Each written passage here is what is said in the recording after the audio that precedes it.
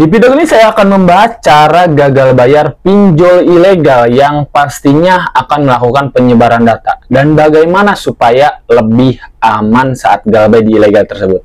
Oke, simak video ini sampai habis. Assalamualaikum warahmatullahi wabarakatuh. Kembali lagi bersama saya di sini. Apa kabar kalian semua? Semoga dalam keadaan sehat walafiat dan selalu dimudahkan rezekinya. Di video kali ini saya akan membahas lanjutan dari video kemarin. Video sebelumnya itu kita bahas pinjol legal, ada juga langkah-langkah awal gagal bayar. Sekarang cara gagal bayar pinjol ilegal, yang mana pinjol ilegal ini resikonya cuma satu, yaitu penyebaran data ke kontak handphone. Itu memang resiko pinjol ilegal. Bagaimana cara gagal bayarnya supaya aman? Ya, seperti itu yang kita akan bahas, yang memang kita akan bimbing di video kali ini. Oke, sebelum itu yang baru bergabung seperti biasa, teman-teman ya, bantu channel ini untuk berkembang ya. Jika memang video-video dan juga edukasi dari saya bermanfaat untuk kalian semua, bantu di subscribe terlebih dahulu teman-teman, dan juga bunyikan notifikasi loncengnya supaya saat upload video terbaru kalian mendapatkan pemberitahuannya. Like jika kalian suka teman-teman, share ke teman-teman kalian juga jika video ini bermanfaat ya. Dan untuk teman-teman yang punya permasalahan pinjol, yang memang ingin konsultasi secara langsung, ingin dibantu, dibimbing, didampingin bebas dari pinjol, boleh nanti konsultasi ke WA yang ada di deskripsi video, teman-teman. Oke, kita lanjut membahas topik kali ini. Di sini yang akan saya bahas adalah bagaimana cara gagal bayar pinjol ilegal, yang mana pinjol ilegal itu resikonya adalah penyebaran data ke kontak yang memang membuat kalian malu lah. Intinya seperti itu. Pada dasarnya gini poinnya teman-teman. Banyak sekali di luaran sana yang menawarkan jasa kayak penghapusan data pinjol supaya tidak ada teror, tidak ada selapangan. Awas, yang harus kalian pahami dulu, bentuk-bentuk penawaran jasa seperti itu adalah fix penipuan.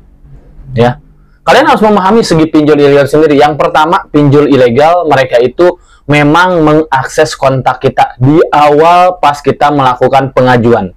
Itu poin yang pertama. Ya, berarti kalau memang ada jasa yang menawarkan bisa menghentikan penyebaran data pinjol ilegal itu sendiri, berarti fix itu adalah pembodohan untuk kalian semua. Ya. Nah, di video kali ini bagaimana sih memang supaya cara aman?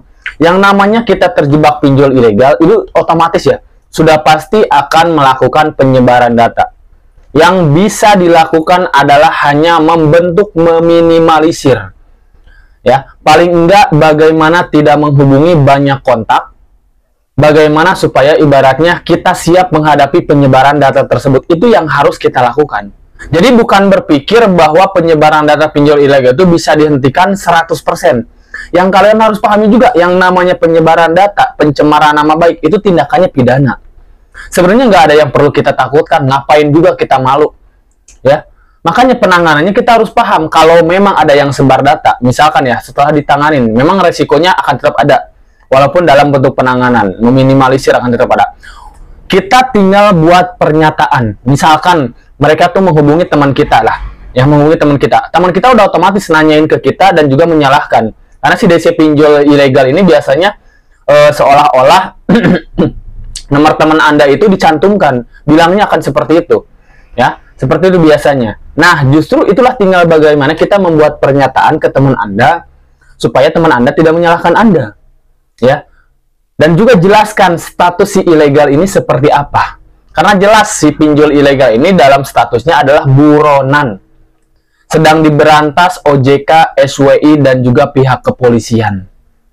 Ya, karena status mereka juga dengan teror penagihan, penyebaran data pencemaran nama baik, statusnya itu pidana mereka itu. Jadi apa yang perlu kita takutkan? Banyak juga yang memang ya dari dulu sebenarnya banyak yang sudah melakukan penyebaran data, lakukan pelaporan, ada tindakan dari pihak kepolisian, ditangkap-tangkepin si pinjol ilegal itu sendiri. Si DC pinjol ilegal itu ditangkepin. Ya, poinnya itu teman-teman. Ya, jadi bukan nyari-nyari jasa juga untuk menghentikan penyebaran data. Sebenarnya memang nggak akan ada. Ya, bentuk penanganan dari saya pun tetap bentuknya adalah meminimalisir, yaitu mengajarkan kalian seperti ini. Bagaimana kita siap menghadapi penyebaran data itu sendiri, bagaimana kita memberikan alasan ataupun pernyataan. Yang harus kalian pahamin, ini tidak akan berangsur lama. Pinjol ilegal kadang rata-rata yang memang sudah didatangkan itu paling 1 minggu, 10 hari paling juga. Seperti itu. Jadi mereka itu cepat hilangnya. Karena jelas status mereka itu sedang diberantas. Banyak juga kadang yang nasabah nih ya, yang kejebak ilegal, gitu. Tiba pas mau bayar tiba-tiba aplikasinya hilang, nggak ada. Itulah si pinjol ilegal, diberantas sama SWI ya, dihapus, ibaratnya dihapus lah, udah dihapus dari SWI gitu kan, sama Satgas Waspada Investasi, dihapus pinjol ilegalnya itu sendiri. Walaupun penagihan akan ada, tapi kalau memang sudah seperti itu ya udah nggak usah dibayar. Pemerintah lagi memberantas mereka kok, mereka statusnya buronan kok. Apa yang kita takutkan? Justru kita tinggal belajar bagaimana kita siap semuanya juga. Ya, tinggal buat pernyataan aja. Kalau masalah teror penagihan mah, dan mau yang legal ataupun ilegal itu mah gak usah ditanggapin, kata saya juga. Ya, teror ke kita sendiri gak usah ditanggapin. Anggap aja ibaratnya angin lalu lah ya. Kalau memang ingin aman, tidak mau diteror sama sekali ya, ganti kartu dan WhatsApp, itu solusinya.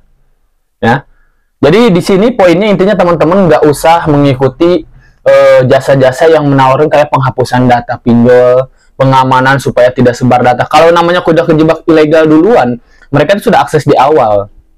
Dan sudah jelas mereka itu tidak akan bisa dihentikan. Ibaratnya lah kalian memberikan nomor ke saya simpan nomornya, pasti saya akan bisa hubungi. Bagaimana caranya untuk kalian tidak bisa menghentikan? Kecuali memang perangkatnya diambil gitu. Misalkan handphone saya diambil sama Anda. Termasuk ibaratnya itu kan, apalagi aplikasi kan, gimana caranya? By sistemnya, aplikasi ilegalnya juga nggak tahu di mana, kantornya juga nggak jelas ada di mana, kan seperti itu rata-rata.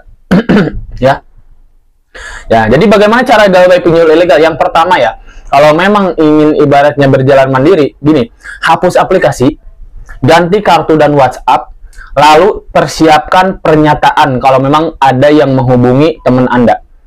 Mereka penyebaran data dengan kata-kata kasar, bahkan kadang juga yang diedit foto, edit foto lah ya, diedit foto tuh misalkan tindakan asusila editannya gitu kan, penyebaran atau maupun seperti itu. Kalau memang mau tindak, lakukan pelaporan, laporkan ke pihak yang berwajib karena status mereka buronan ya, seperti itu. Apalagi penyebaran data itu sudah pencemaran nama baik, itu bisa kita tindak secara hukum.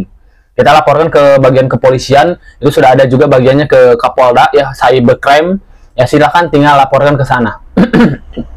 Kalau memang ibarat tidak mau melapor ya udah biarin aja. Yang penting intinya PR Anda adalah bagaimana Anda membuat pernyataan ke orang yang disebar. Kalau memang misalkan teman Anda ataupun saudara Anda menanyakan, bagaimana Anda menjelaskan ke mereka supaya mereka paham, tidak menyalahkan Anda, itu aja sudah poinnya. Kalau masalah teror ilegalnya udah abaikan. Mereka juga akan hilang sendiri nantinya. Akan berhenti sendiri melakukan penagihannya. Seperti itu teman-teman. Simple sebenarnya. Makanya sebenarnya di sini ada beberapa problem juga di nasabah itu sendiri, di nasabah ya. Kadang si pinjol ini kalau menurut saya mah nggak jadi problem. Pinjol itu nggak ada masalah sama sekali. Yang jadi masalah itu nasabahnya sendiri ya. Kadang masalah problemnya adalah ketidakjujuran. Ada yang galbay istri, suaminya nggak tahu, takut, kan seperti itu. Anak galbay, orang tuanya nggak tahu, takut juga, kan seperti itu. Itu yang jadi problem besar. Coba kalian lebih terbuka, kalian lebih jujur juga ke keluarga, karena kalau bukan sama keluarga, sama siapa lagi? Kan kita ibaratnya terbuka itu antara istri sama suaminya, terbuka aja, ngomong baik-baik. Masalah pinjol mah sepele ibaratnya, apalagi pinjol ilegal. Tinggal jangan dibayar, udah. Yang mendukung banyak, pemerintahan juga mendukung itu semua untuk memberantas pinjol ilegal. Ya, kita tinggal jelaskan aja. Makanya ada semuanya juga karena ketidakpemahaman aja. Mungkin istri takut suaminya marah-marah. Coba jelaskan baik-baik. Jelaskan juga status pinjol ilegal itu kayak gimana, sedang diberantas sama pemerintahan juga. Jelaskan semuanya. Makanya dengan itu kita akan bisa gagal bayar, aman di pinjol ilegal. Ya, bukan dengan hapus data supaya tidak teror penagihan atau tidak penyebaran data, bukan. Ya, tapi dengan itu semua, dengan ibaratnya pernyataan, dukungan keluarga, dan juga penjelasan tentang masalah pinjol ilegal ke orang-orang yang memang mungkin terlibat dalam masalah kita. Kita tinggal melakukan penjelasan tersebut. Ya, seperti itu teman-teman. Itulah cara gagal bayar pinjol ilegal untuk teman-teman yang memang masih awam. Intinya kalau yang butuh bimbingan secara langsung seperti apa, bisa nanti konsultasi ke WA saya yang ada di deskripsi video, karena memang ada yang namanya penanganan ya, butuh penanganan untuk segi yang namanya meminimalisir penyebaran data supaya lebih singkat, ataupun bahkan supaya tidak menghubungi banyak kontak. Itu memang ada step by step penanganan, itu ada di kelas bimbingan sih teman-teman ya. Kalau memang kalian ingin dibantu, boleh nanti konsultasi ke WA yang ada di deskripsi video teman-teman, seperti itu ya. Mungkin saya sedikit informasinya, mudah-mudahan bermanfaat. Saya pamit, wassalamualaikum warahmatullahi wabarakatuh.